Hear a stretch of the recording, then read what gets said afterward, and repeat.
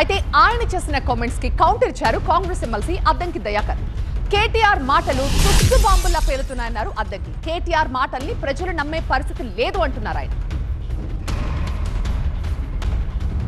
తుస్సు bomb పేల్చిండు. ఇప్పుడు అంటే ఆధారాలు లేని, సాక్ష్యాలు లేని, పనికిరాని ఒక చెత్త స్టేట్మెంట్ ఇచ్చి బాంబు పేలుస్తా అంటే వెనకటికి ఒక శాస్త్రం ఉండే, నాన్న పులి అని అంటే 2 సార్లు అబద్ధం ఆడితే 3వసారి పులి వచ్చినప్పుడు తినిపోయినట్టున్నది కేటీఆర్ కథ. కాబట్టి ఈ ఎలిగేషన్స్ అన్ని ఫాల్స్ ఎలిగేషన్స్, ఫాల్స్ స్టేట్మెంట్స్. దొంగలే దొంగతనం గురించి చెప్తే ప్రజలు నమ్ముతారా? ఇలా ఐసిఐసిఐకి సంబంధించిన చర్చ పెట్టిండు మనోడు.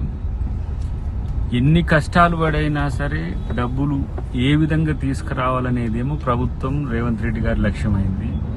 ఏ విధంగా ప్రభుత్వాన్ని నవాసు పాలు చేయాలి, లేకపోతే రైతులకు భరోసా ఇవ్వద్దు, 6 గ్యారెంటీలకు సంబంధించి ఎలాంటి డెవలప్మెంట్స్ ఉండొద్దు, ఇతరత్ర ఏ విధంగా కూడా డబ్బులు రాకుండా చేయాలని చెప్పి వీళ్ళు బీజేపీ కలిసి ఆడుతున్న డ్రామా ఇంకెన్ని రోజులు ఆడతారు?